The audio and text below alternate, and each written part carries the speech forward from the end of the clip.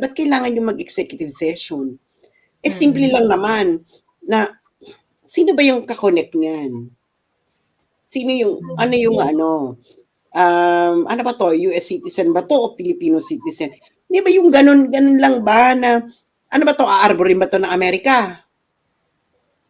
'Di ba na parang lalo na ano ba 'yun, tama si Maharlika, eh, bakit itong Ajalon, Bex parang protektadong-protektado, nakabalot, naka-bulletproof vest, ganyan.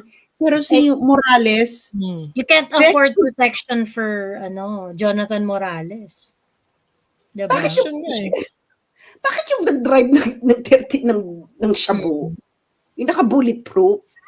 Bakit yung magte-testify ng authenticity ng ginawa niyang pre-operation report sana laban kay Na nagdadawit